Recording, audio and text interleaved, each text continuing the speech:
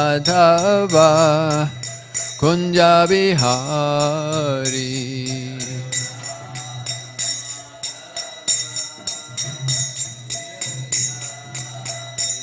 Jaya Gopi Janavallabha Girivardhari. Jaya Gopi Janavallabha Girivardhari.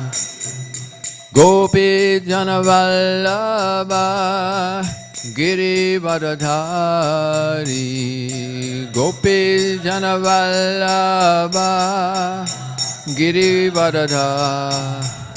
Jasodanandana Braja Janaranjana. Jasodanandana Jasodanandana Braja Janaranjana. Jasodanandana Braja Janaranjana. Yamuna Tira Vanachari.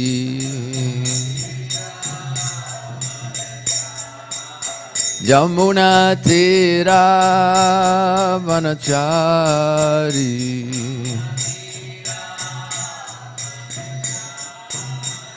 Jaya Radha Madhava Kunja Bihari.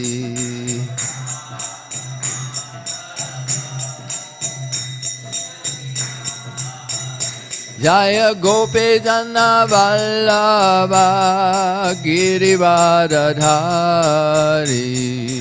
Gopi Janavallabha Girivardhari. Jasodanandana Braja Janaranjana. Jasodanandana Braja Janaranjana. Yamuna Tira Vanachari.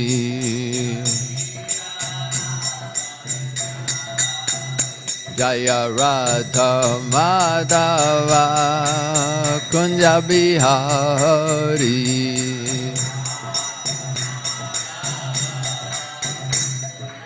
Hari. Jaya Vishnupada Paramahamsa Parivrajikacharya Asto Tarasati Śrīmad His Divine Grace Sabai Charanaravinda Bhaktivedanta Goswami Maharaj Srila Prabhupada Ki Jai Ananta Gaura Vaishnava Brinda Ki Jai Namacharya Srila Haridas Thakur Ki Jai Prem Sigaho Shri Krishna Chaitanya Prabhu Nityananda Shri Advaita Gadadhar Shri Vasari Gaura Bhaktivedanta Ki Jai Sisi Radha Krishna Gopinatha Sham Kund Radha Kund Giri Govardhan Ki Jai Mathura Brindavan Dham Ki Jai Navadvip Mayapur Dham Ki Jai Ganga Jamuna Mai Ki Jai Srimati Tulsi Devi Ki Jai Grantaraja Śrīmad Bhāgavatam Ki Jai Harinam Sankirtan Yagya Ki Jai. All glories to the assembled devotees.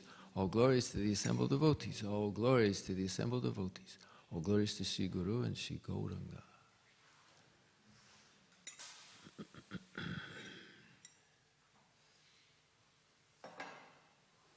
Krishna, Krishna. Om Namo Bhagavate Vasudevaya. Om Namo Bhagavate Vasudevaya. Om Namo Bhagavate Vasudevaya.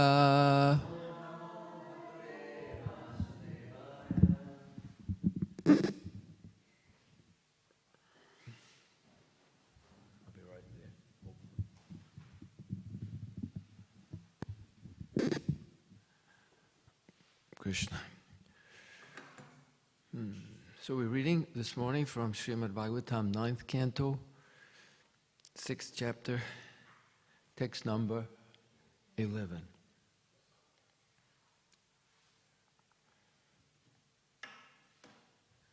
Pitaryu parate bhyetya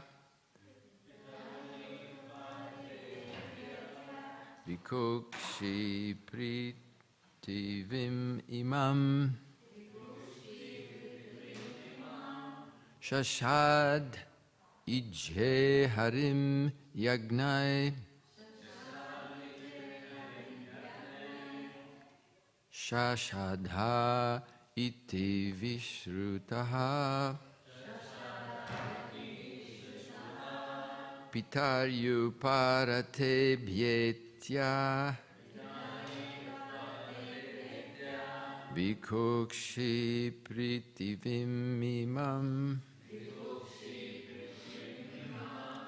Shashad ijhe harim yagnai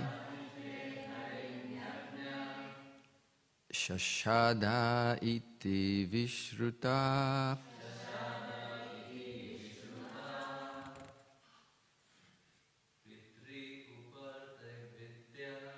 Pityaryu-patre brichetya Vikshushi pritivim imam Sasadije harim yagnai Shashada iti vishrutaha Pitrayuparate bhyeta Vikukshi pritivim imam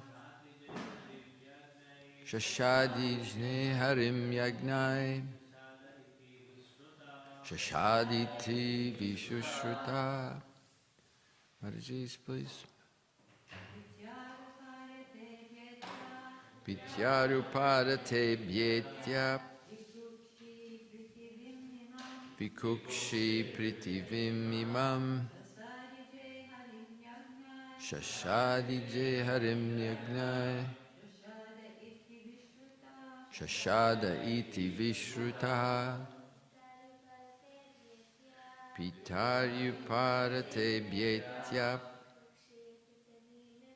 Vikukshi pritivim imam Shashadije harim yagnai Shashada iti vishruta Pityaru-parate bhyetya Vikukshi pritivim imam Shashadije harim yagnai Shashada iti vishnuta Pitari. When his father Uparate, upon being relieved of the kingdom, Abhyetya, having come back, Vikukshi, the son named Vikukshi, Pritivim, the planet Earth, Imam, this, Sasat, ruling, Ije, worshipped, Harim, the Supreme Personality of Godhead, Yagnai, by performing various sacrifices, Sasada, Sasada, the eater of a rabbit. Interesting, huh? To be known as the eater of a rabbit. Vishrutaha, celebrated. Translation by Srila Prabhupada. There's no specific purport to this verse, as there is not a lot of purports for quite a few verses, but we'll see. Translation. After his father's disappearance, Vikukshi returned to the country and thus became the king, ruling the planet Earth and performing various sacrifices to satisfy the Supreme Personality of Godhead. Vikukshi later became celebrated as Sashada. Om Magana Timirandasya Gananjana Salakaya Chakshurun Militam Yena Tasmai Sri Gurave Namaha. I was born in the darkest of ignorance. My spiritual master is forcing me to open my eyes with the torchlight of transcendental knowledge. I offer my humble obeisances unto his lotus feet.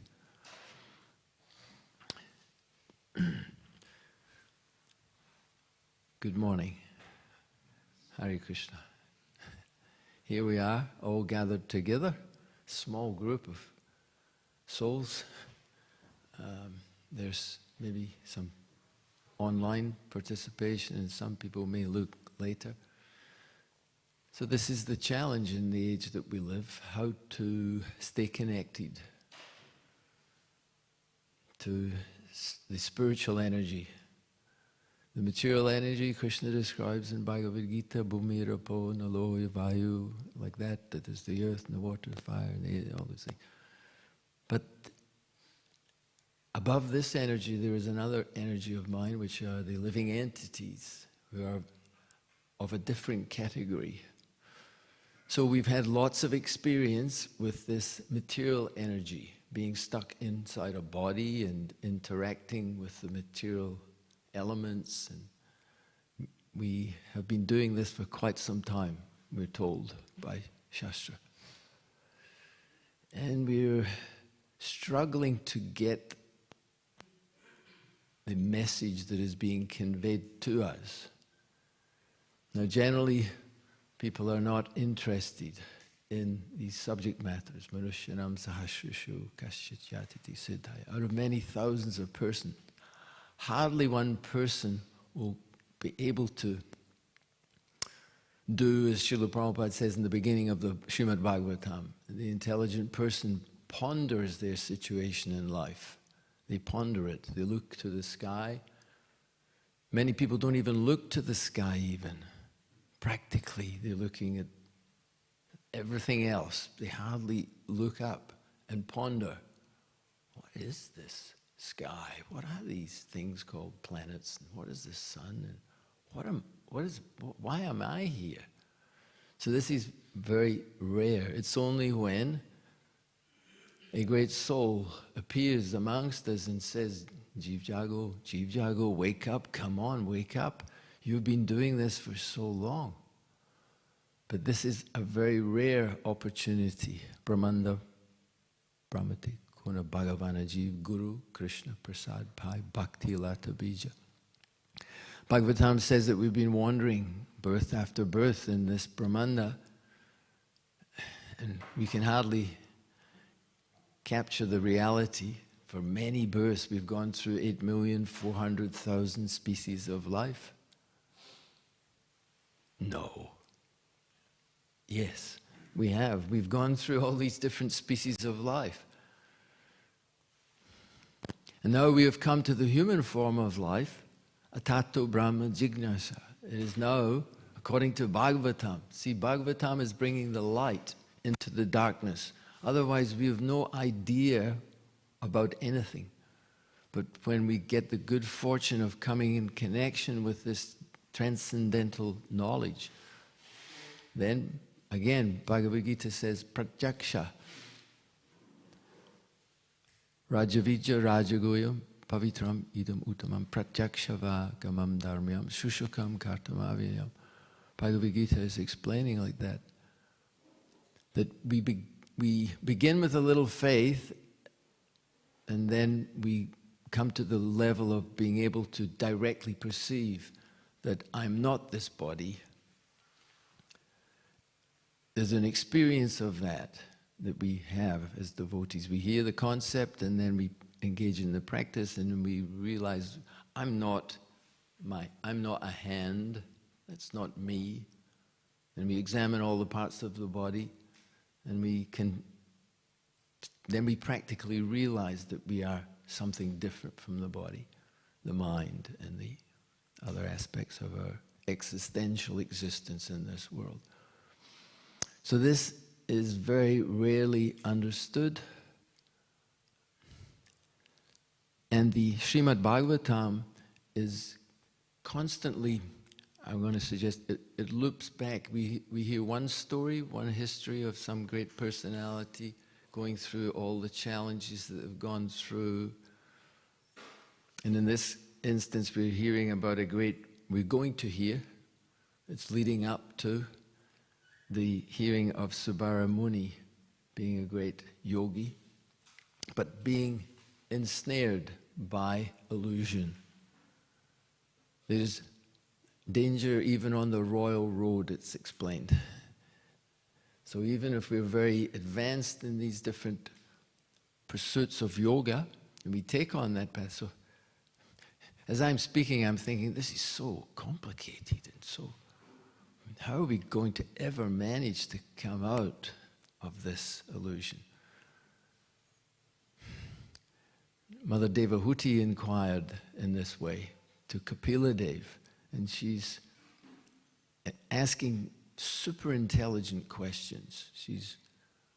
Because she's spent her life with Kardama Muni, who's a greatly advanced devotee.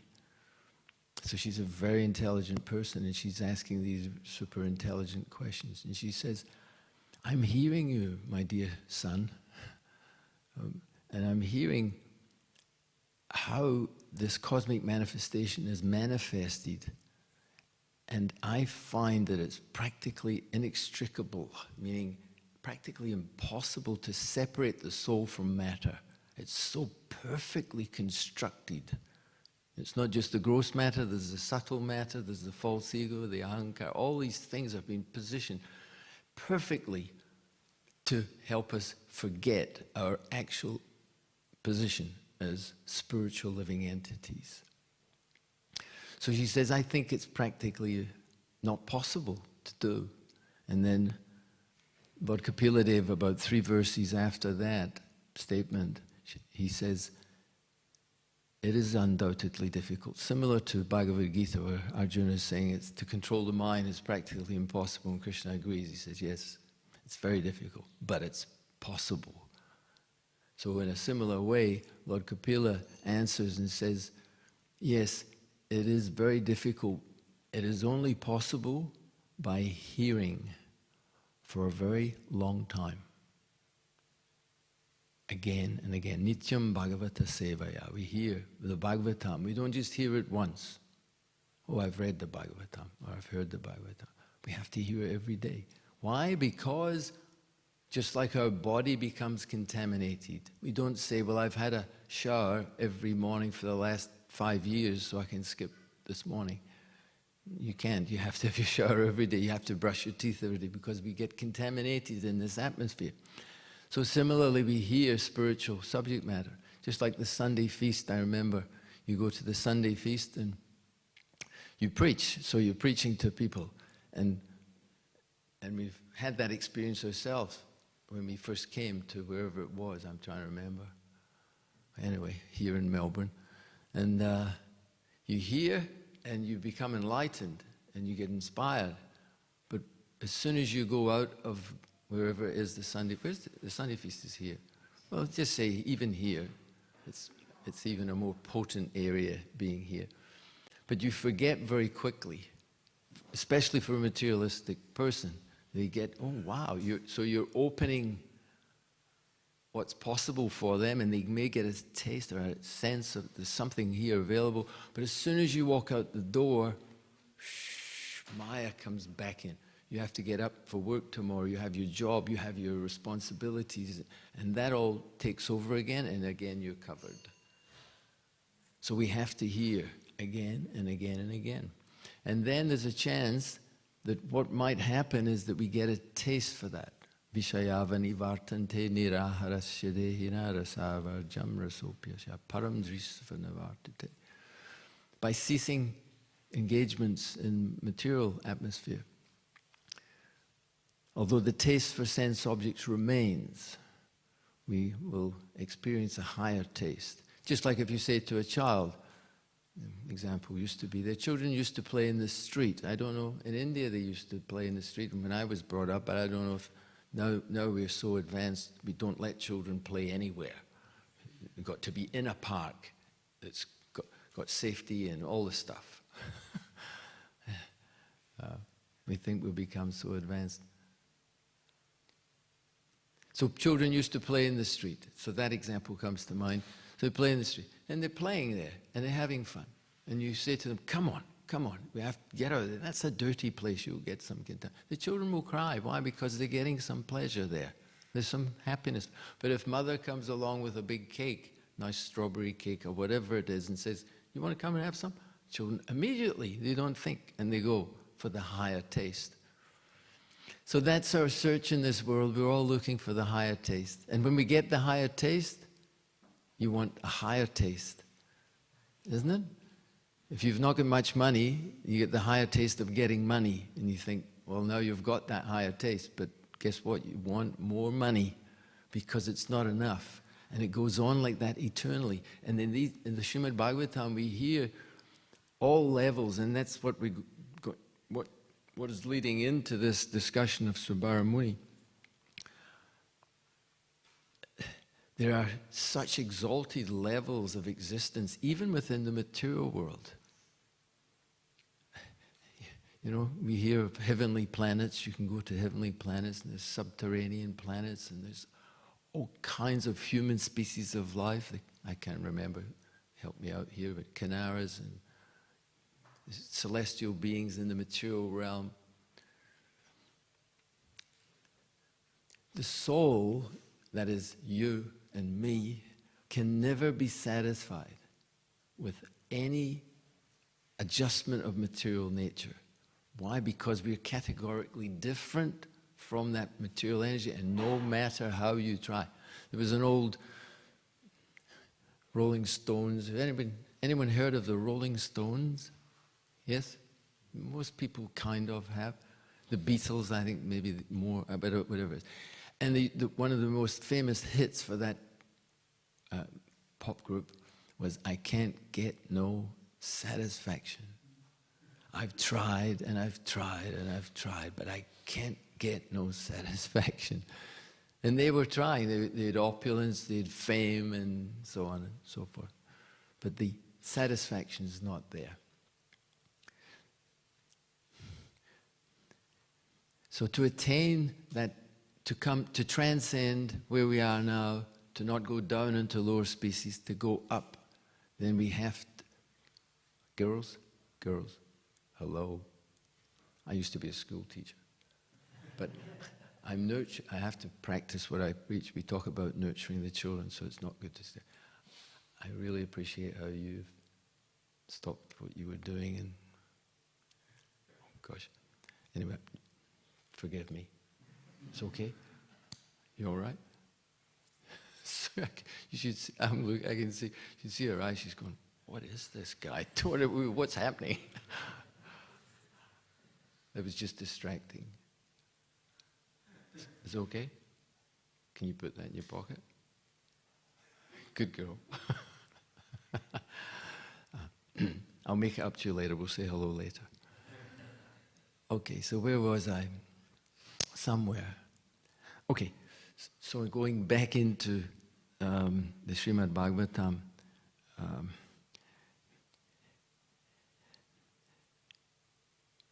these verses that we're reading now show us how complicated everything is. The Bhagavatam describes all about very exalted personalities, and we are another category altogether. But even in the exalted levels of material existence, there's chaos. It's very exalted chaos. Somebody has to marry 50 daughters of a certain king and have 5,000 sons, and he has palaces, but then he sees somebody else's palace and he becomes renounced. Because it's very exalted materialistic activity, but it's the same old thing. But so Bhagavatam's showing us by describing all these different personalities, their family members, and this person married 15 wives and he had 300,000 children, and this one happened, and then that one, it goes on and on like that. And then it comes to this subject matter of Subara Muni. And the description of Vishwanath Chakravarti Thakur, and this is all explained.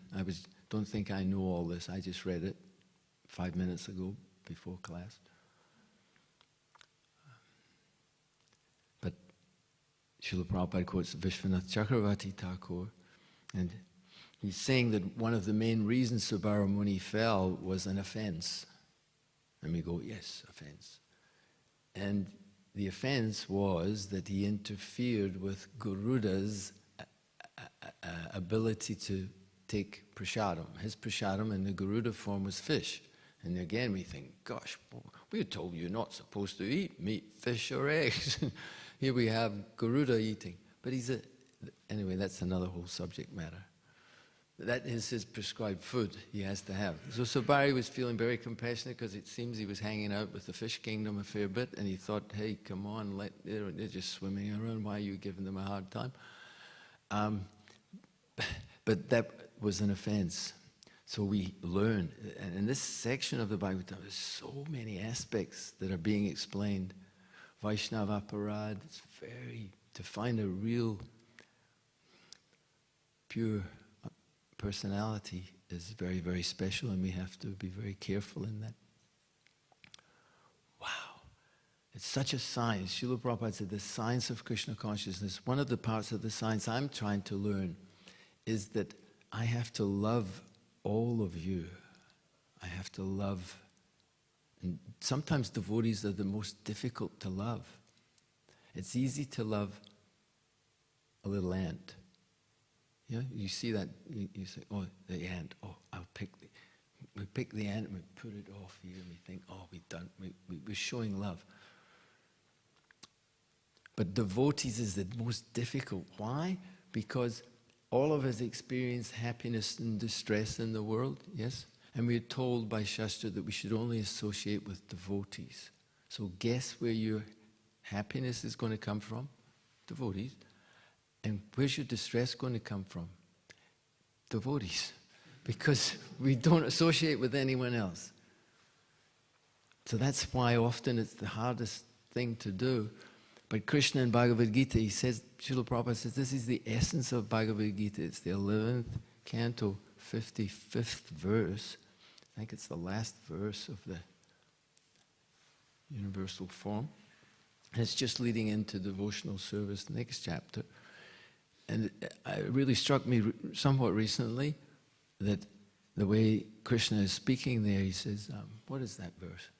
Mat karma krin mat paramo mad bhakta sangha varjita nirvaira sarvabhutishu. Nirvaira sarvabhutishu is the interesting line.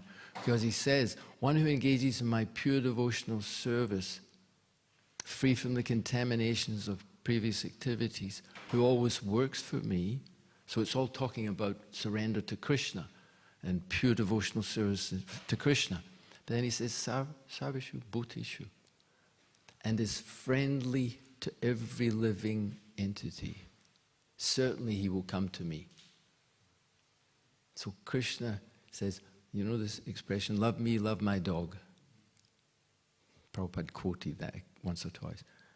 So love me. So Krishna is saying, you can profess to worship me in the deity form, you can profess to worship me in so many ways, but my instruction to you is, and this is a Christian concept too, they got that idea, but they get it a bit mixed up. That you have to love your, love your neighbor as thyself, and service to the other persons is service to God.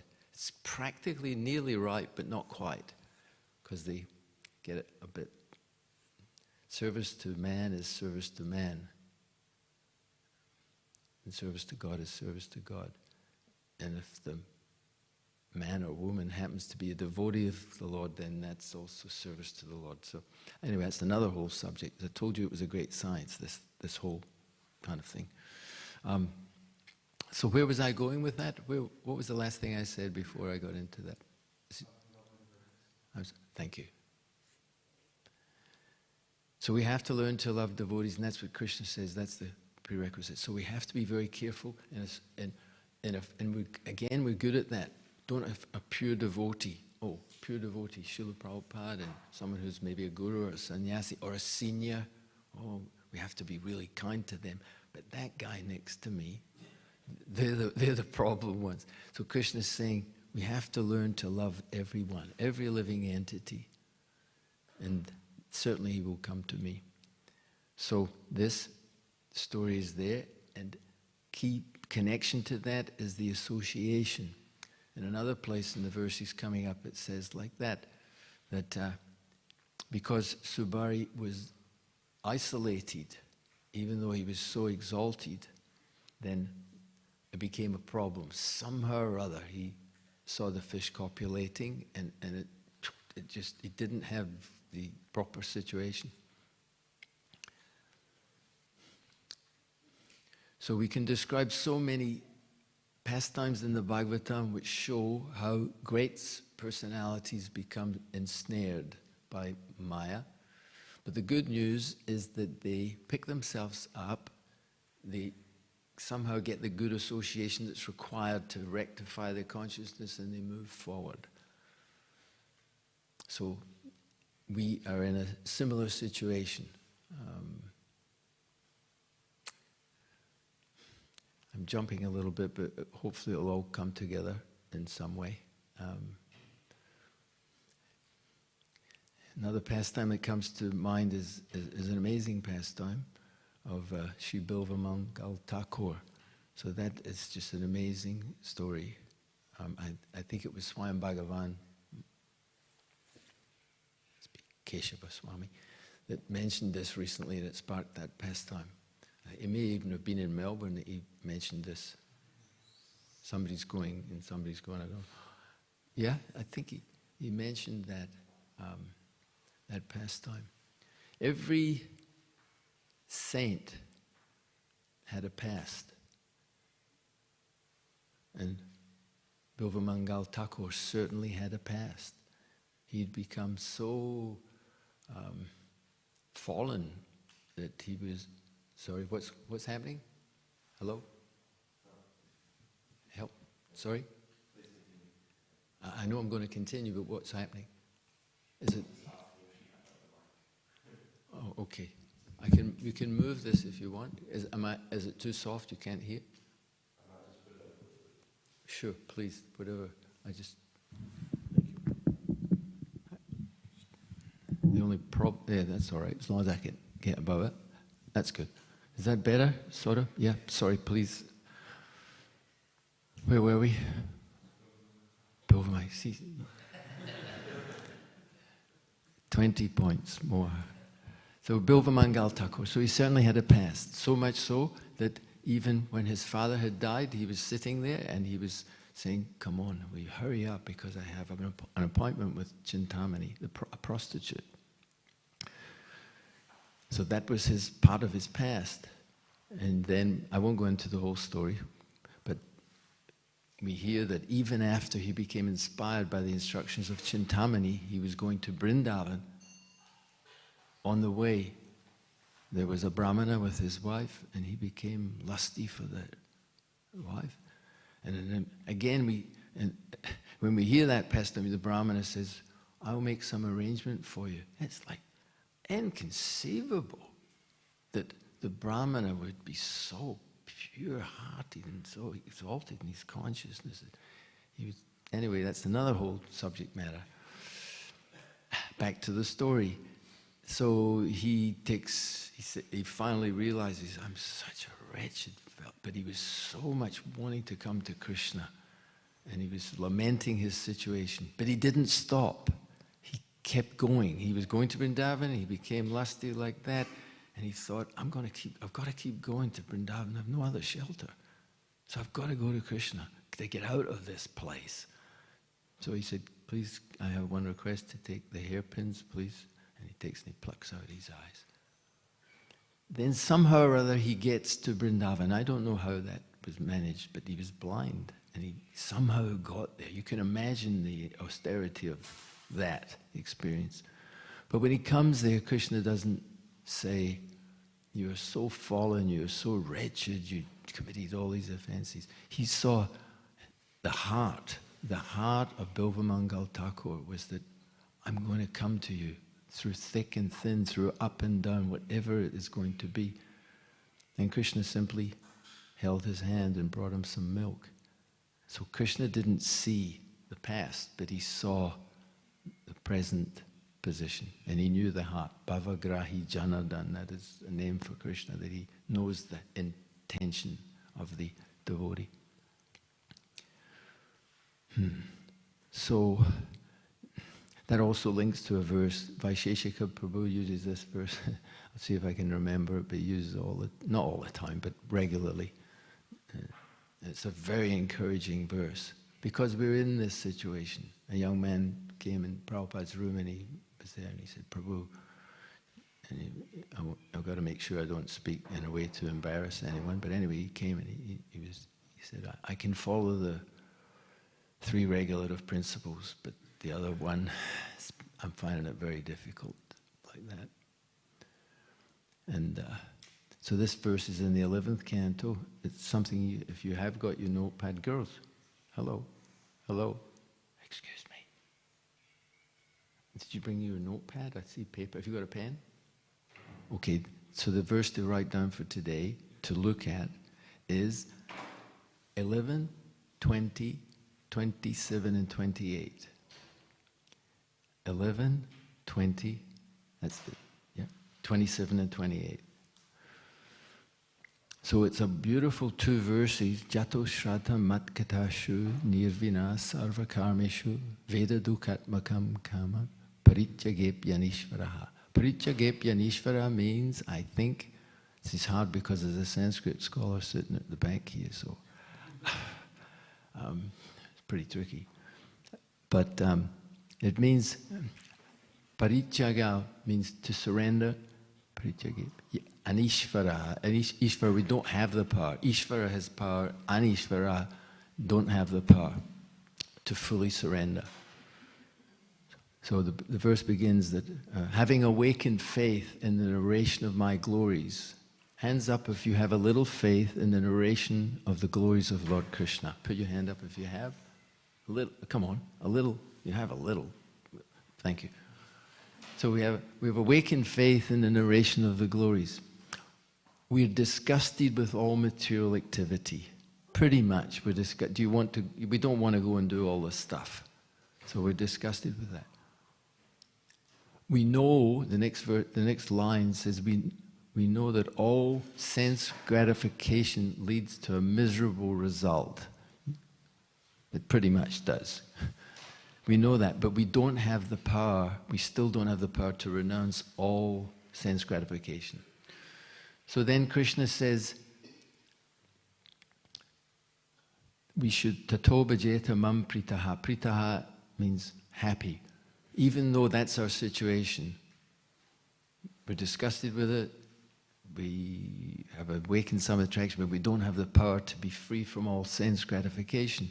Krishna says, my devotees should remain happy and continue worshipping me with great faith and devotion. Even though he sometimes engages in sense gratification. You look, he's looking, everyone's got their phone out. Gosh, this is the modern world, the technology. Check it out. Okay, so you got it. What's the last part of the 28?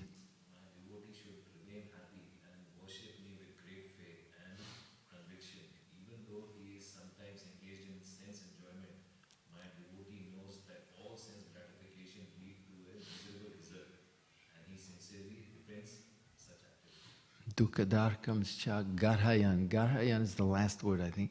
And garhayan means we should be repentful. But at the beginning, Krishna says you should remain happy. So it seems like a contradiction. You've got to be repentful. So that means you should be miserable. No, it means that you should remain happy. It's quite a difficult thing to accommodate that idea. If you're just happy and you're not repentful, then you're a rascal, aren't we? We're a rascal. We're just committing sinful activities in the strength of chanting Hare Krishna. So we're rascals. So we have to remain happy and continue on this process, just like Bilva Mangal Thakur. We've got a little mantra I picked up somewhere. I won't get into that story, it's a whole story, but the mantra was 3 words. A man was asked his success. He was completely told he would never walk again, and he managed to overcome all of that, and he was able to do all kinds of things, and amazing. And they asked him, well,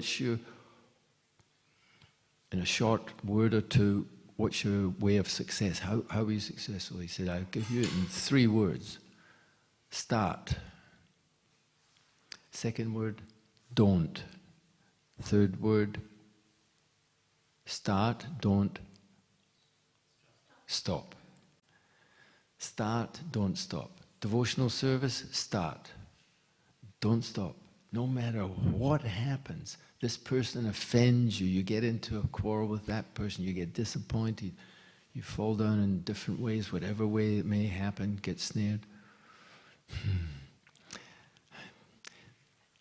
Sorry, my brain's such a ding, so it brought up a thought pattern there. Have you ever had a car accident? If you've driven a car, put your hand up if you've had any kind of accident in driving in any way. You go, okay. Now what happens in an accident is that you think, I should not have done that. I will never get caught like that again. And you most likely won't. But guess what? There's another kind of accident just waiting around the corner. And I've had, 3 or 4 or 5 in my lifetime. And so that's the way Maya works. You think, I'll never get caught like this. I'm over that. But don't worry, Maya's got a new one just coming around the corner to try and snare us. So we need the good association. Subhara Muni didn't have the association. Bharat Maharaj fell into difficulty. It's also suggested that that was one possible way because he was isolated and didn't have that Sangha. So association is so important in our devotional life. And fortunately, so I'm going to finish now, a few minutes I think. You can get overwhelmed by this, right? And sometimes Srila Prabhupada was asked that question, that I'm sorry, I get distracted so easily. And I love the way you've just sat down peacefully and quietly. Good girl. Vimala, we need, it's interesting.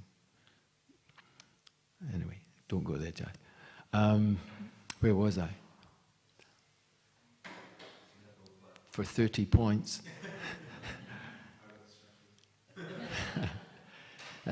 Isn't that the way it works? Sometimes you're on and then distracted, so that's the way it can. Prabhu?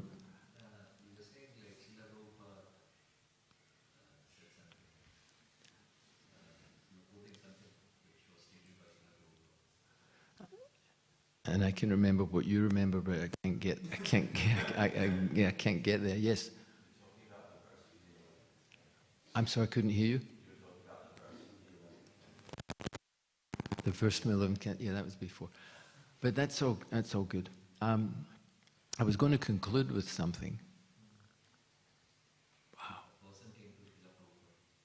Yeah, I'm nearly there. Good. Say more. You just about got it there. I'm nearly there with you. This person came to Srila Prabhupada and said, "Oh, that was so close." Yes.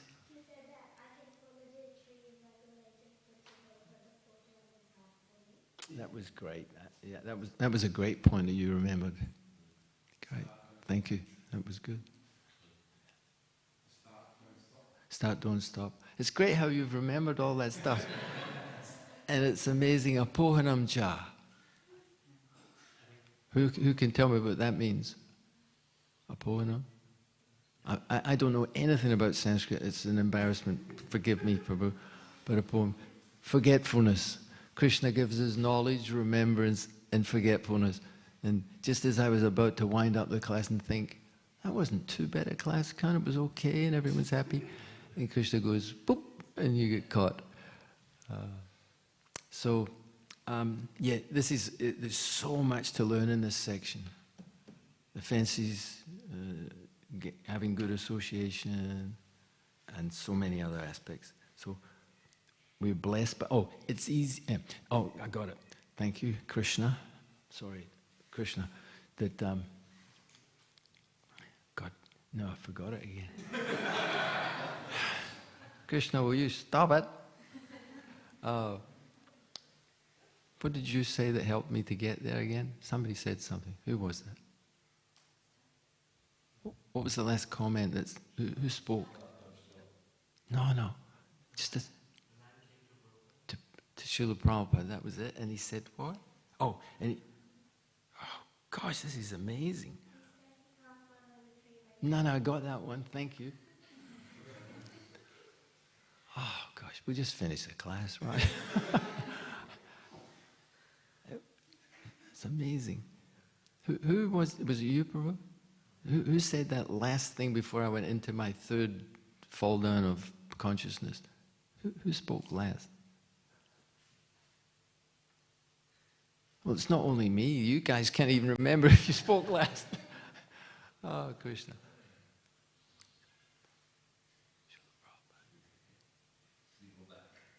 You're kidding? Seriously. Any questions so far? I should have done that earlier. We could have got to the reflections. That's such a nice way of giving class, actually. Okay, while Prabhu is trying to do something magical with technology, has anyone got any quick reflections? Something that we've discussed that's kind of stuck with you in some shape, way, or form that you might carry with you for the rest of your life or day? Any reflection on any point? We've had a few already, actually. Some of the children especially were reflecting some points back. Or question? Yes, Prabhu. You said about doing bhakti in isolation. So Hare Muni was doing in isolation. Can I pause you? I think I might have remembered that it's possible. Yeah, we might get overwhelmed with all this and think that it's not possible to be a great Muni, and even the Munis fall down, and Vishvamitra Muni fell down, and he's the guru of Lord Ram, and how are we going to be? And someone approached Prabhupada and said like that. And he said, these instructions are there for you to not try and imitate these great souls, but it's there for you to realize that, gosh, no, I forgot again. Wow, this is interesting. It's there for you to realize how careful you must be on this path. That was the point that Prabhupada made. All these examples of if even these great souls have difficulty, how careful we must be. Okay, so that was what Prabhupada said. Now that again could leave you thinking, wow, these guys looked like they were pretty careful and they had problems, and I've got to be super careful. Fortunately, Chaitanya Mahaprabhu, and that's another whole class, Lord Chaitanya Mahaprabhu has come and made it very easy for us. That which was attainable by millions of years of austerities, etc., etc., etc., is attainable in this age by the sincere chanting of the Hare Krishna Mahamantra, by associating with devotees, engaging in devotional service, and Krishna will take you back home, back to Godhead. It's absolutely possible. Yeah. Anyway, so thank you. And this is a crazy class. Prabhu. Yes, thank you. Thank you. So, yeah, as you were saying that this case in this Hare Muni was doing the bhakti in isolation, so then he fall down, right? So, but we have seen Prahlad. I don't know if he was doing bhakti. That's something to be discussed in future classes. I don't know if it was actually bhakti. He was performing great austerity. Yeah. And that will also be discussed, I'm sure, in the rest of this chapter. Right, but we usually say that we should not do bhakti in isolation, right? We should be doing it with devotees, in association of devotees. Yes. But like we have seen Prahlad Maharaj, there was no devotee around him, and still he was able to do bhakti in isolation. So how was that possible?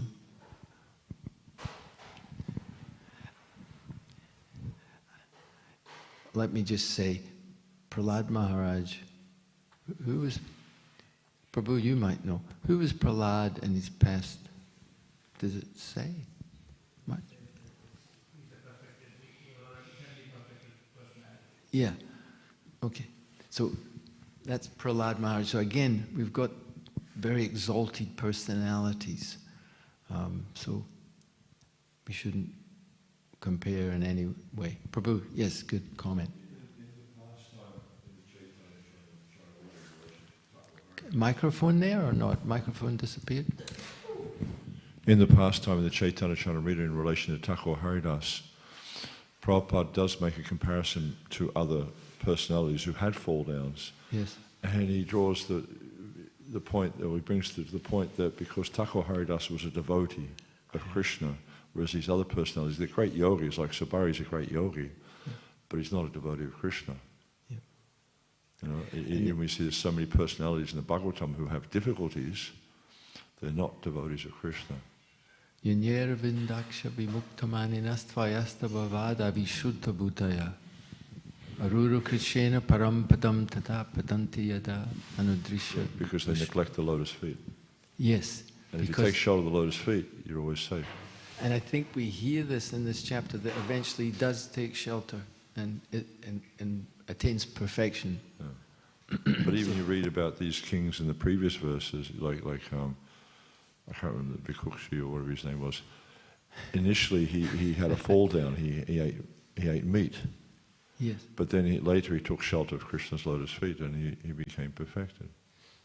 So it's really inspiring. Yeah. So inspiring. Shows you how powerful that shelter is too. Yes. And there's no other shelter. Ultimately, there's no other shelter. You might go to higher and higher levels in the material world, but we can't go home back to Godhead without bhakti, without engaging in loving service, because that's our actual nature, is to have loving reciprocation. Thank you for that. I am going to finish the class right there. Thank you. It's nice to be here in Melbourne. Really, really sweet. Really nice. My wife and I are hoping to become devotees like you in the future. Thank you very much. Grantaraj Śrīmad Bhāgavatam ki jai. Srila Prabhupada ki jai.